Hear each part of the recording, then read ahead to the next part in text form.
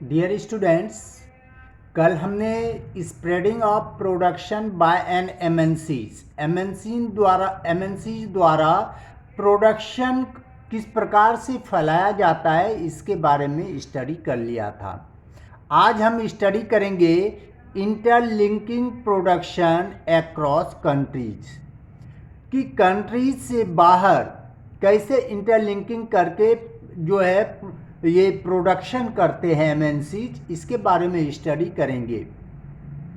Usually MNCs want to minimise their cost and thus set up production centres in countries where the factors of production like raw materials, skilled labor, etc.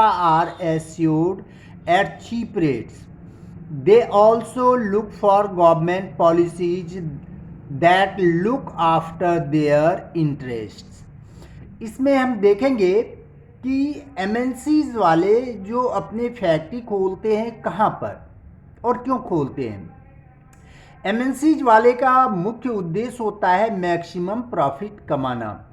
इसके लिए उन्हें जहाँ पर अनुकूल वातावरण मिलता है, अनुकूल वातावरण कहाँ पर मिलता है, जैसे उन्हें जहाँ पर चीप लेबर मिल जाए, चीप रॉ मटेरियल मिल जाए और साथ ही साथ गवर्नमेंट पॉलिसीज, गवर्नमेंट उसे किस प्रकार से हेल्प प्रदान करती है, उस पर टैक्स कितना लेविट करती है, ये सब फैक्टर्स डिपेंड करते हैं। साथ ही साथ देखते हैं उसका मार्केट कि लोकल मार्केट जो है उस कंट्रीज़ के अंदर उनके वस्तुओं की सेलिंग होगी या नहीं होगी। इसके अतिरिक्त अदर भी होते हैं, जैसे उसे एनर्जी रिसोर्स है, ट्रांसपोर्टेशन सुविधाएं हैं। इस सब को ध्यान में रखते हुए ही एमएनसीज अपना फैक्ट्री किसी कंट्रीज में खोलती है। अब यहाँ पर हम आगे स्टडी करेंगे ways modes of interlinking production across countries.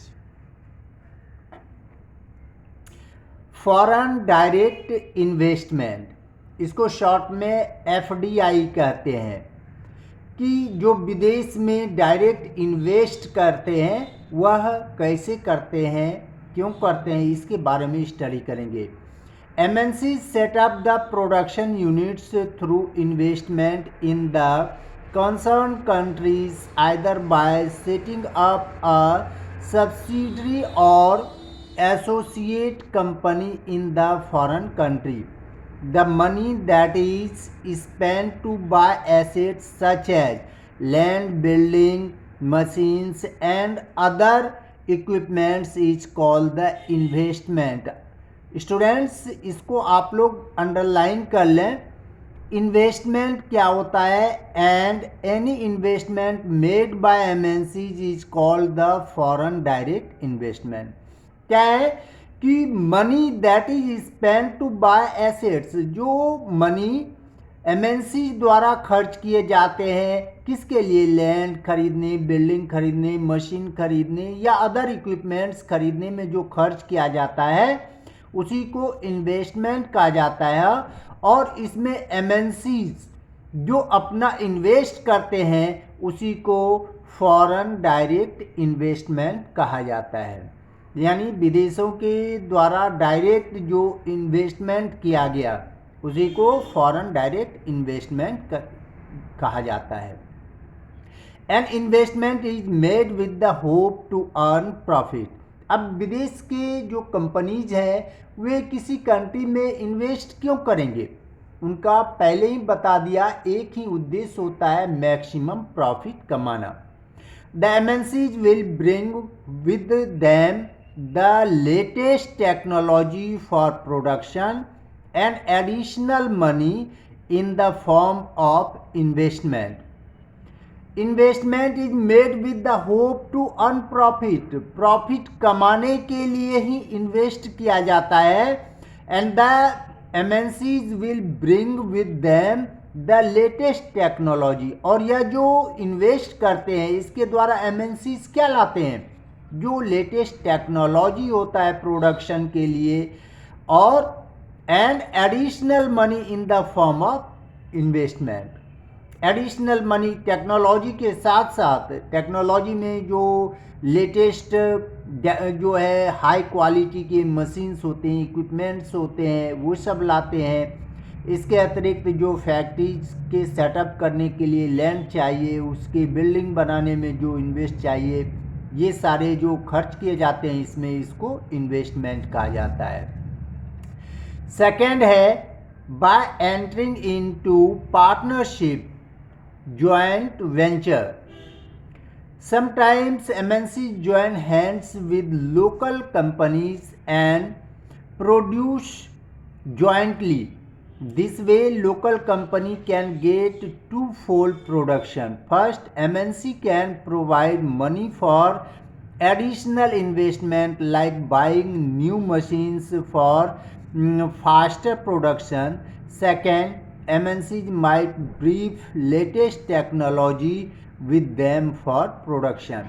अब सेकेंड प्रोसेस है, पहला आपने प्रोसेस दिया कि MNCs कैसे जो है फॉरेन इन्वेस्टमेंट करते हैं। पहला है फॉरेन डायरेक्ट इन्वेस्ट करते हैं, वे अपनी ज़मीन मकान सब वो खरीद कर वहीं पे अपनी फैक्ट्री सेटअप करते हैं और वहाँ पर अपना प्रोडक्शन वर्क शुरू करते हैं। सेकेंड उनका प्रोसेस होता है जो लोकल छोटी कंपनीज हैं उनसे पार्टनरशिप कर लेते हैं। अब पार्टनरशिप करने से उन्हें फ़ायदा क्या होता है, जो लोकल कंपनीज हैं उसके जो एम्प्लॉयज़ हैं, उसके जो वर्कर्स हैं, उसके जो ऑफिसर्स हैं, उन सब का जो एक्सपीरियंस है, उनका जो मार्केट में जो अपना वैल्यू है, जो छोटी कंपनियां मार्केट पर अपना होल्ड कर रखी है, इसके लिए जो इन्वेस्ट करते हैं एमएनसी, तो उन्हें मार्केट बनाने के लिए ज़्यादा मेहनत नहीं करना पड़ता है। जो प्रारंभिक जो बाधाएं होती हैं इससे ये मिट जाते हैं। इसके लिए एमएनसीज क्या करते हैं कि पार्टनरशिप कर लिया छोटी कंपनियों से और उन्हें पैसे प्रोवाइड करते हैं जिससे कि वे जो अधिक तेज़ी गति से अधिक तीव्र गति से वे प्रोडक्शन वर्क कर सके, या फिर न्यू टेक्नोलॉजी देते हैं, न्यू मशीन्स देते हैं जिससे कि प्रोडक्शन वर्क तेज़ी से हो। थर्ड हम देखेंगे buying out local companies, mergers, take over. अब थर्ड स्टेज में देखेंगे जो छोटी कंपनीज हैं उसे अधिक से अधिक पैसे देकर खरीद लेते हैं और उसी को डेवलप करते हैं। उससे भी उन्हें दो फायदा होता है।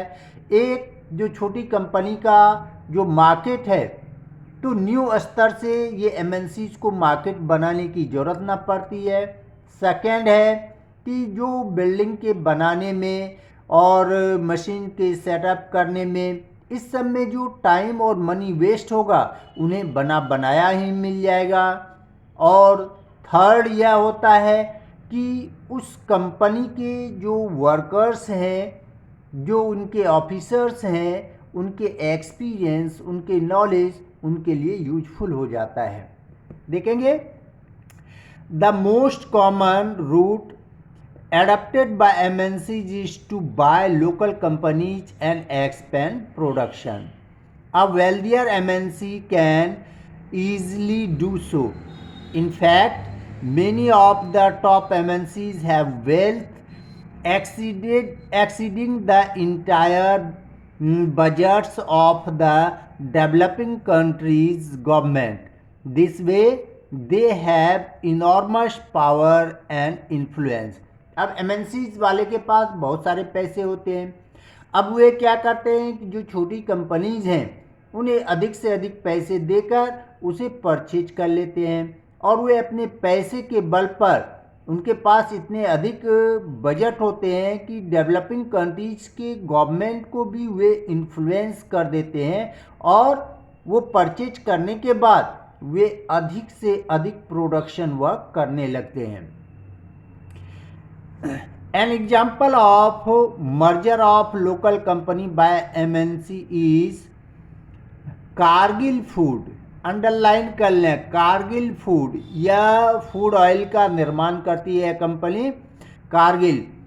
It is a very large American MNC which completely bought out परक फूड पहले जो हमारे देश में चलता था परक फूड, जो कि लोकल कंपनी थी, उसको अमेरिकन कंपनी जो है कारगिल फूड ने उसे परचेज कर लिया।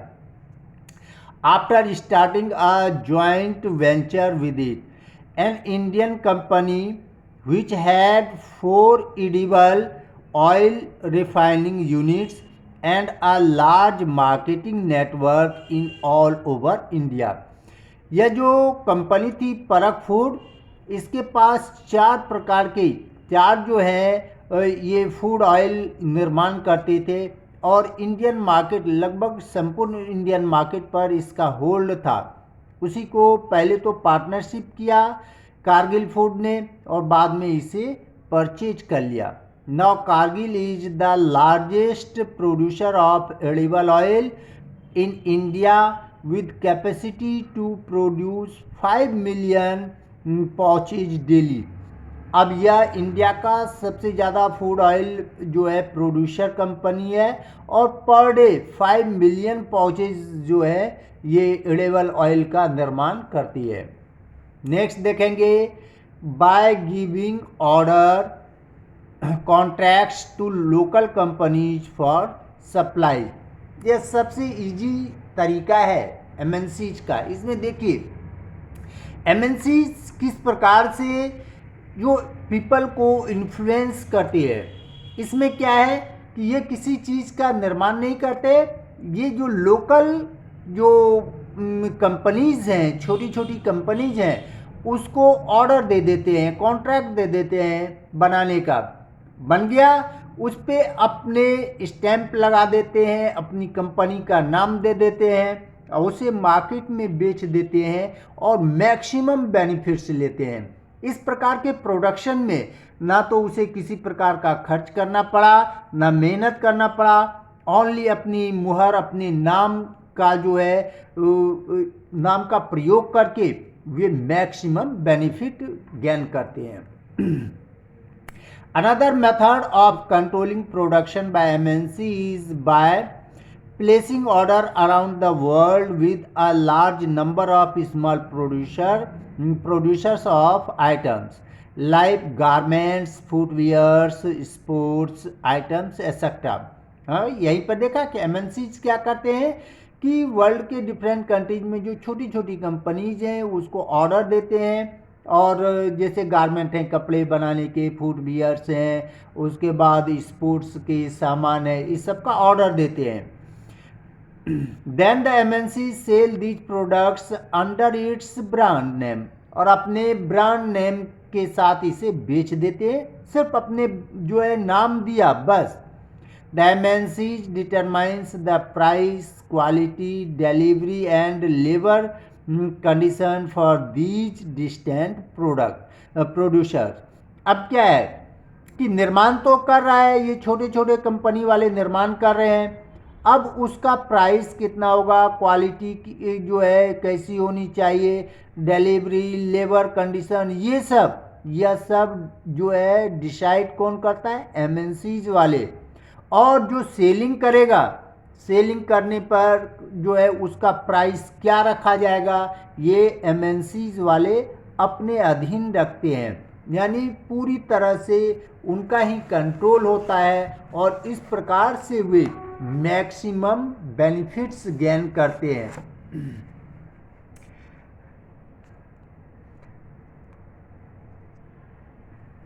Thus it can be conducted that MNCs are spreading their production and interacting with local producers in various countries across the globe by setting up partnership with local companies, by using local companies for supplies, by competing with local companies, or by buying them up। Due to their strong influence, production of MNCs in widely dispersed location is getting interlinked। इस प्रकार से हम देखते हैं कि जो MNCs वाले हैं वे डिफरेंट तरीके से जो है वर्ल्ड के मार्केट को इन्फ्लुएंस करना चाहते हैं, या तो वे इंटरलिंकिंग प्रोडक्शन के द्वारा करते हैं या फिर फॉरेन डायरेक्ट इन्वेस्टमेंट करके, या जो पार्टनरशिप है लोकल छोटी सी कंपनी है उसके साथ पार्टनरशिप करके, या फिर लोकल कंपनीज को परचेज करके। इस प्रकार से वर्ल्ड मार्केट पर ये अपना कंट्रोल करते हैं और मैक्सिमम बेनिफिट करते हैं। ओके, तो आप लोग यहाँ पर आज क्या देखा कि ये जो एमएनसीज हैं किस प्रकार से जो है ये वर्ल्ड लेवल पे वे अपना इन्फ्लुएंस बढ़ाते हैं, अपनी कंपनी को फैलाते हैं। ओके, नेक्स्ट डे हम पढ़ेंगे foreign trade and integration of the markets.